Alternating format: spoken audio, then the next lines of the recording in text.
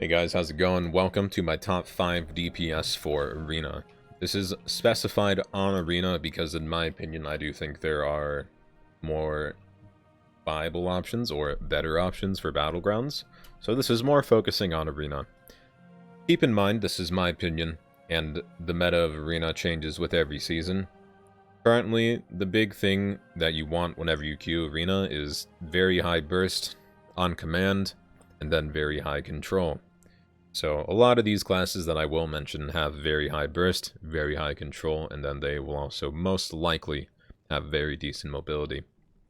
So starting the list off, you're looking at it, it's a Frost Mage slash Fire Mage. Frost and Fire, both really good. You don't play Arcane, just don't talk about it, and you don't speak the words of that spec.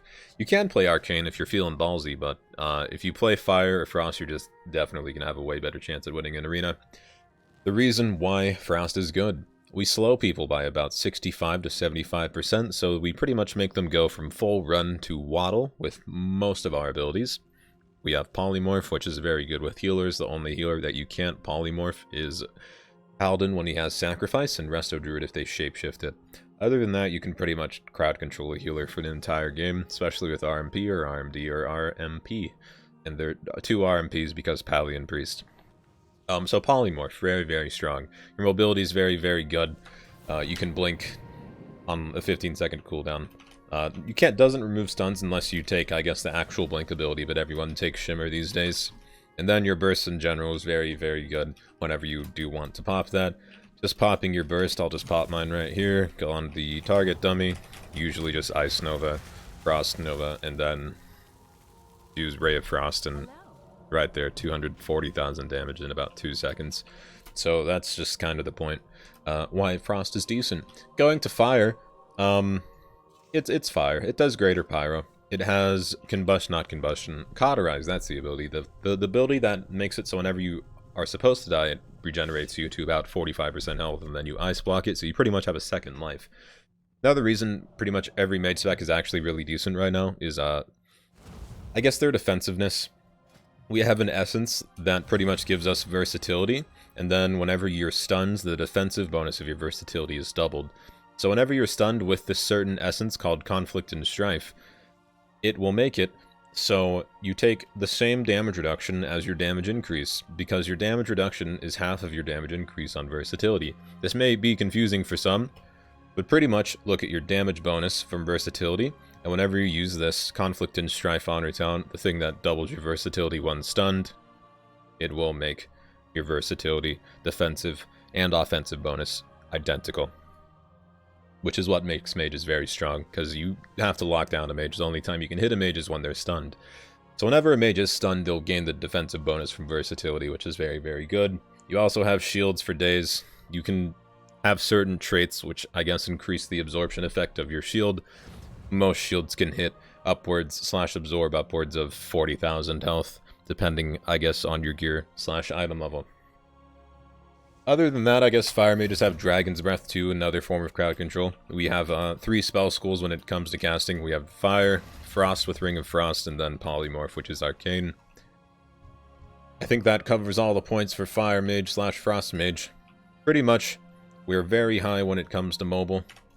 You can just blink around for days, you can polymorph healers for days, and you obviously counterspell and do lots of damage, whether you're Frost or Fire.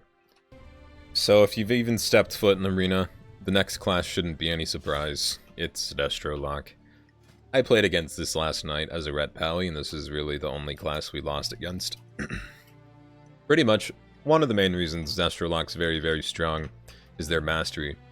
Your spells deal an additional random amount of damage, and then you take 5% reduced damage, plus a random amount up to 5% additional reduced damage. If you stack your mastery high enough and your haste high enough, this is just like a force to be reckoned with. Along with Demon Armor. Demon Armor grants you the armor of pretty much a male wearer as a Warlock. Also gives you 10% health, and then Warlocks obviously naturally have 10% extra bonus health from Demonic Embrace. So if you run Destro, which most Warlocks do, you have 20% increased max health and 150% increased armor. On top of that, Destro Locks have, I dare say 3 spell schools, but it's not really 3 spell schools, it's more like 2. You have Shadow and you have Fire. If you cast Fear on someone and they interrupt it, you can cast your fire spells. If you cast your fire spells and they interrupt a fire spell, you can cast your shadow spell. The only thing that will lock you out of all of your spells is Chaos Bolt, because it counts as a fire and shadow spell. Outside of that, I think we all know why Destro Locks are really, really good right now. Unending Resolve, 3-minute cooldown, 40% damage reduction, immunity to interrupt and silence effects, but you mostly use it for the damage reduction. Now the big cheese. Dark Soul Instability, Chaos Bolt, and Infernal. If you use these 3 spells with decent item level, you can hit 80Ks in Arena very, very, very easily. It is almost depressing how easy it is to get good damage off. I think that covers most of it, to be honest. You just do a lot of damage, and if you stack Haste and Mastery, the healing of Destro Lock is kind of outrageous as well. I watch Seedu stream frequently, and he always mentions, and he always goes back in his data and talks about Destro Lock self-healing. Sometimes a Destro Lock will heal close to their healer when it comes to the mastery doing damage reduction to people. And this is every spell. Every spell, you have a chance to take reduced damage. 5% plus a random amount based on your mastery. Which is why Destro Locks are so tanky compared to even Affliction Warlocks, which still get demonic armor, but don't have the destruction Warlock mastery. The next class I'd say is very decent in Arena / top 5 is Rogue. Anything but Outlaw Rogue. You can even play Sub Rogue and have it be decent, but most people play Assassination just because of their burst being pretty much the best burst in the game right now. Close to the best. It does a lot of damage. So Assassination, what's good about it? What's good about Assassination Rogue? First of all, we have healing reduction. Wound Poison reduces the healing that a target gets, and then you have Crippling Poison. It also slows a person by a lot. And again, mobility / burst / controls the name of the game in Arena right now. And self-heals. Self-heals, I guess, are contributing as well to what makes a class good. So, we have bleeds. Bleeds, obviously, I don't think armor reduces the damage that bleeds do, because it's bleed damage, but... So your bleeds pretty much ignore armor. There's a lot of high armor people that people can find annoying, such as Enhance. Anything that just does kind of pure physical damage has a hard time against armor people. This isn't the case for Rogue, since most of our damage is poison damage. The only physical damage we do really is Mutilate. Other than that, most of our damage is bleed-based and poison-based. We also have Vendetta. Vendetta gives us about, I think it's 30% damage increase? Yeah, 30% damage increase also generates 60 energy over 3 seconds. Pretty strong against literally anyone, because it applies a damage over time effect too with a certain trait, which I might have. This one. If you stack a lot of these traits and they don't cleanse it, it actually does a really, really decent amount of damage. It also grants you more energy, which is just, you know, free energy. Why would you not take it? Outside of that, we have 30% damage reduction on a 15-second cooldown. Whenever you use Feint, you take 30% reduced damage from everyone, and then that's on a 10-second downtime. So that contributes to why rogues are fairly strong right now. We also have our effectiveness of poisons increased, whether it be the healing reduction or deadly poison effect or the slow effect as well. We can silence people from stealth and open on them with Cheap Shot and Garrote does apply a 3-second blink and silence over someone. We also have Blind, which can pretty much reset a teamfight / win an arena. If someone trinkets before you use Blind, you can set up very, very, very crazy setups in 3s or 2s if someone trinkets Blind. Or if someone doesn't trinket a Blind. If you ever go against a rogue, don't trinket anything but Blind. But pretty much, if someone trinkets while you're a rogue, and you still have Blind up, you blind them, then you vanish, then you sap them, and then your other teammate CCs off of that 7 or 8 or sap and blind are both 8 seconds. So about a 15-second CC chain with very, very little effort. As long as your teammate doesn't hit the person who's blinded, you can sap immediately. Other than that, I think Kidney's really good. Kind of one of the most under-acknowledged, least acknowledged? That's probably better wording. Least acknowledged abilities in the game. 6-second stun for 5 combo points, and with a certain talent, it also applies a bleed effect, and the bleed effect also gives you extra energy through this passive, which is in the mastery, and I also almost called it a mastery. Other than that, evasion. increases dodge chance. Crimson Vial generates 30% of your max health over 6 seconds, very decent. Also Cloak of Shadows and Vanish, pretty much a free getaway. We also have Shadow Step on a fairly low cooldown, 30 seconds, and then you gain a little bit of move speed afterwards. Very, very useful, especially against the mobile healers right now, such as Holy Pally and Resto Druid. So Unholy Death Knight, guys. I think we all know why I think Unholy Death Knight's very strong.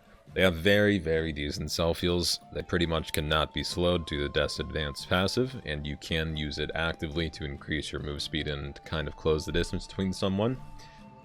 Transfusion, I guess, is a big contribution to why we're pretty meta right now, because we can use this and pretty much just spam Death Strike for a decent amount of our health back. I've gone into battlegrounds and arenas where I heal pretty much as my healer just by using Death Strike whenever a healer is crowd controlled. We also have Necrotic Strike. I think we all know what this does at this point. It does plague damage, also known as not physical damage. You'll also notice a common theme here among most of these classes that physical damage is not the best right now, due to many classes having very high armor. Whether it be Resto, Shaman, Holy Pally, Resto Druid, and Bear Form. Any of the plate classes, literally most melee classes have very, very high armor right now. And most good classes, or arena viable classes, don't do much physical damage. So, Necrotic Strike, back on track. Convert 7%, pretty much you absorb healing. 7% of someone's max health in healing received. Absorb. So, you use this with a festering wound, you use it, 7% of the person's health. That amount will be healing absorbed. Very, very good. In general, no other class has a healing absorption, so that's kind of why it's really decent. We also have Raise Abomination, which just does a lot of damage. AMS, very good against mages right now, and rogues, because it gets rid of both the poison effect and the slow effect, and then absorbs magic damage as well. We also have AMZ, which also absorbs magic damage, which is really good with the current meta, like I just mentioned, where most damage isn't physical, and most of it is magic-based. Outside of that, we have a stun. For 4 seconds, we have a ranged Scourge Strike, which you almost never use because you always use Necrotic, and most of your damage is shadow damage. The only thing that does physical damage is your auto attacks and Festering Strike, and your pet auto attack, and your Abomination auto attack technically, but I'm just not going to account for those.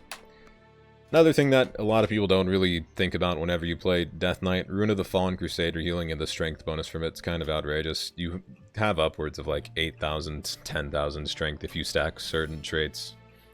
These Festermite traits are very, very useful, especially if you have 3 of them. You'll notice your strength will probably go up to probably about 1,000 extra strength if you get a lot of these Festering Wounds popped whenever you have this trait. And then everything scales off of strength. I hope we know this. Also, we have Death Pact. Just a free heal. Heals me for half of my health. I'm not gonna... I think that's pretty self-explanatory.